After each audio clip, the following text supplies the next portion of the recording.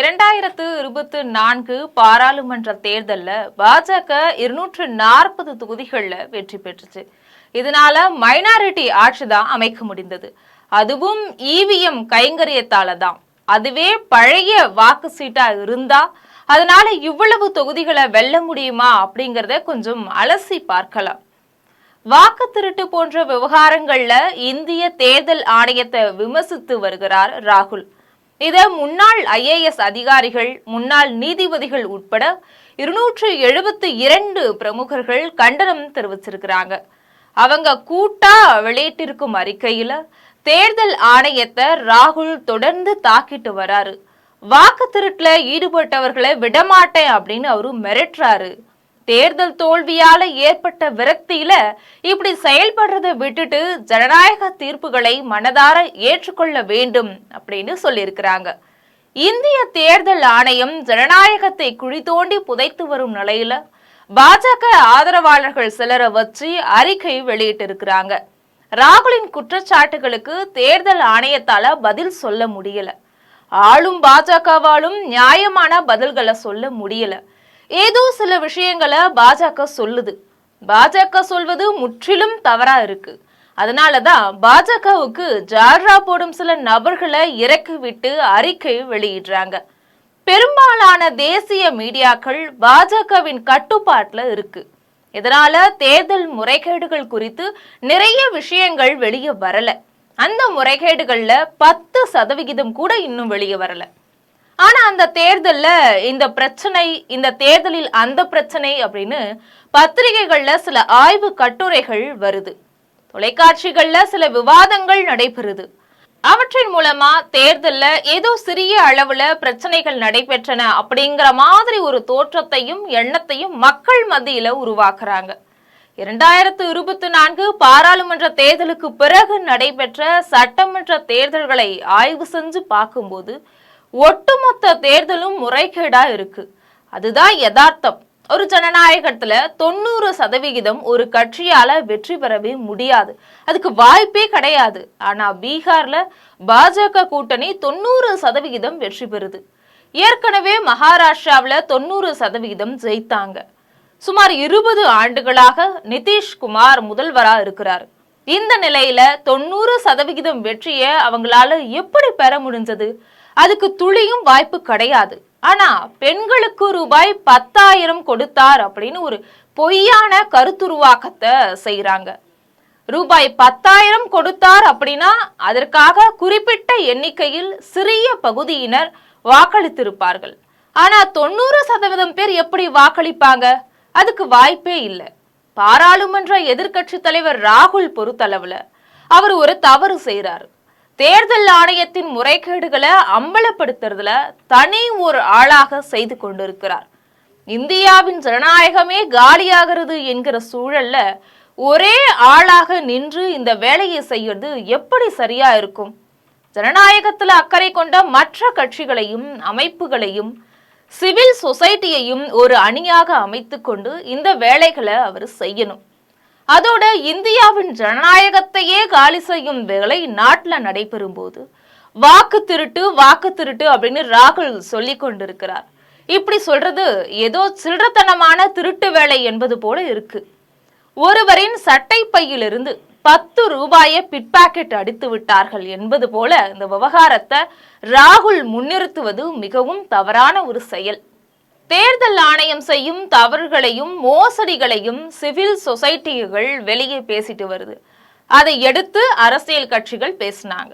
அந்த பிரச்சனைகளை இந்தியா கூட்டணி பேச தொடங்குச்சு. அதன் பிறகு வாக்கு திருட்டு அப்படிங்கிற பிரச்சனைக்குள்ள போயிட்டாங்க. உண்மையான பிரச்சனையிலிருந்து திசை திருப்பி விட்டாங்க. வாக்கு திருட்டு அப்படிங்கிறது உண்மையான பிரச்சனை கிடையாது. இத சிவில் சொசைட்டிகள் மறுபடியும் சொல்லிக்கொண்டே இருக்கு. வாக்காளர் பட்டியல் மோசடி செய்து விட்டார்கள், வாக்காளர்களின் பெயர்களை நீக்கி விட்டார்கள் அப்படின்னு வச்சுக்குவோம். அதை வச்சு என்ன செய்ய முடியும்? அதை வாக்குகளா மாற்றினாதானே அவங்களால ஜெயிக்க முடியும். வாக்குகளாக எப்படி மாற்றுகிறார்கள்?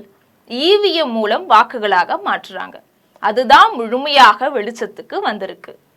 இவிஎம்ல எப்படி மோசடி நடைபெறுகிறது என்பதை 3 அறிக்கைகள் மூலம் அம்பலமாக்கி இருக்கு. இதை பற்றிய பேச்சே கிடையாது.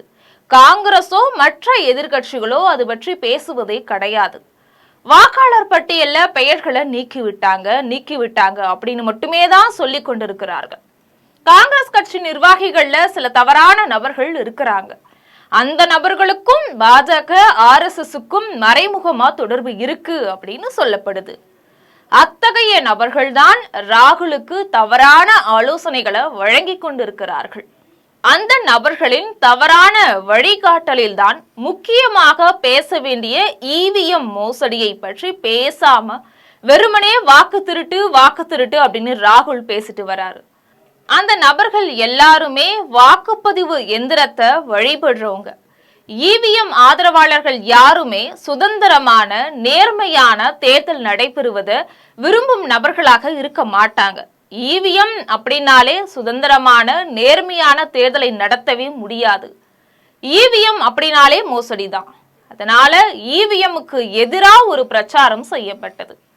ஆரம்பத்துல அத ராகுலும் மல்லிகார்ஜுன கார்கேவும் ஆதரிச்சாங்க. அதன் பிறகு EVM ஆதரவு நபர்கள் உள்ளே புகுந்து காங்கிரஸ் தலைமையின் கவனத்தை திசை திருப்பி விட்டுட்டாங்க. EVM துணை இல்லாம பாஜகவால எந்த தேர்தலையும் ஜெயிக்க முடியாது. நாளைக்கே வாக்குச்சீட்டு முறைப்படி தேர்தலை நடத்தட்டும். பல தொகுதிகள்ல பாஜகவுக்கு டெபாசிட் கூட கிடையாது. பாராளுமன்ற தேர்தல்ல 100 இடங்களை கூட பாஜகவால தாண்ட முடியாது. அவங்களுக்கு மக்கள் ஆதரவு கிடையாது. அப்படி இருக்கும்போது வாக்காளர் பட்டியல்ல மோசடி என்ற பல்லவியை பாடிக்கொண்டிருக்கிறாங்க. வாக்காளர் பட்டியல்ல மோசடி அப்படின்னுலாம் ராகுல் பேசுறாரு. இப்படி பேசுறது சரியில்லை. அந்த வார்த்தைகளை பயன்படுத்துவது சிறுபிள்ளைத்தனமா இருக்கு. எதிர்கட்சி தலைவராக இருப்பவர் அப்படியெல்லாம் பேசவே கூடாது. சிவில் சொசைட்டியில தேர்தல் முறைகேடுகள் தொடர்பான ஏராளமான வேலைகளை செய்திருக்கிறது. இவர்களுடன் ராகுலோ மற்ற எதிர்கட்சிகளோ ஒருபோதும் கலந்து பேசியது கிடையாது. அதனால அவங்க குண்டு சட்டிக்குள்ள குதிரை ஓட்டி கொண்டிருக்கிறாங்க. ராகுல் பாரத் ஜோடோ பயணம் செய்கிறாரு. அது மட்டும் போதுமா? இந்தியா கூட்டணிக்குள்ள பல பிரச்சனைகள் இருக்கு. பீகார்ல தேஜஸ்வி யாதவ் குடும்பத்துக்குள்ள பிரச்சனை ஏற்பட்டிருக்கு. இவங்களால தேர்தல் ஆணையத்தை சரியா எதிர்கொள்ள தெரியல. அதனால எதிர்கட்சிகளின் இந்த பலவீனங்களை எல்லாம் தனக்கு சாதகமாக பயன்படுத்தி கொண்டு எல்லா தேர்தல்களிலுமே பாஜக வெற்றி பெற்று வருது. தேர்தல் ஆணையத்தை ராகுல் விமர்சிப்பதை கண்டித்து 272 பேர் அறிக்கையை வெளியிட்டிருக்கிறாங்க. இது அப்பத்தமாக உள்ளது. அரசமைப்பு சட்டத்தின் அங்கமாகிய தேர்தல் ஆணையம் மீது ராகுல் தாக்குதல் நடத்துகிறார் அப்படின்னு அவங்க சொல்றாங்க. பொதுவா அரசமைப்பு சட்டம் அப்படின்னா என்ன? மக்களாகிய நாம் தான் அரசமைப்பு சட்டம். மக்களை மோசடி செஞ்சு, மக்களை ஏமாற்றி, மக்களின் வாக்குரிமைகளை பறித்துவிட்டு அரசமைப்பு சட்டத்தின் அங்கம் அப்படின்னு சொல்லிக்கொண்டு மோசடியில ஈடுபடுறதை எப்படி ஆதரிக்க முடியும்? அரசமைப்பு சட்டத்தின் அங்கம்னா மக்கள் கேட்கும் கேள்விகளுக்கு பதில் சொல்லணும். தற்போது இருக்கும் தேர்தல் ஆணையம் அப்படி பதில் சொல்லுதா? முன்னாள் IAS அதிகாரிகள், முன்னாள் நீதிபதிகள், முன்னாள் வெளிநாட்டு தூதர்கள், முன்னாள் ராணுவ அதிகாரிகள்னு பெரும் மதிப்புக்குரிய குடிமக்கள் தேர்தல் ஆணையத்திடம் முறையிடச் சென்றனர். அப்போ அவங்கள சந்திக்க தேர்தல் ஆணையம் மறுத்தது. அவங்கள வாசல்லையே நிக்க வச்சு அவமரியாதை செஞ்சாங்க. தேர்தல் ஆணையத்தின் வரலாற்றுல இதுக்கு முன்னாடி இப்படி ஒரு அவலம் நிகழ்ந்ததே கிடையாது. மக்களவை எதிர்கட்சி தலைவராக இருக்கக்கூடிய ராகுலுக்கு மிகப்பெரிய பொறுப்பும் கடமையும் இருக்கு. அதை உணர்ந்து அவர் செயல்படணும். வெறும் திருட்டு வாக்கு அப்படின்னு மட்டுமே பேசிக்கொண்டிருக்க கூடாது. மின்னணு வாக்குப்பதிவு எந்திரம் மூலம் நடைபெறும் முறைகேடுகள் உள்ளிட்ட உண்மையான பிரச்சனைகளை அவர் எடுத்து பேசணும். சிவில் சொசைட்டிக்கு கேள்வி கேட்கத்தான் தெரியும். பதில் சொல்வது தேர்தல் ஆணையத்தின் கடமை. பதில் சொல்ல முடியல அப்படின்னா இப்படி ஜாடா போடும் நபர்களை வச்சு அபத்தமான அறிக்கை வெளியிடுவதெல்லாம் மத்திய பாஜகவுக்கு அழகு அல்ல.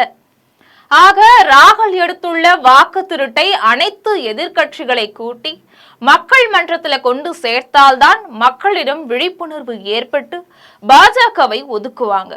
இல்லனா இது முடிவில்லா தொடர்கதைதான்.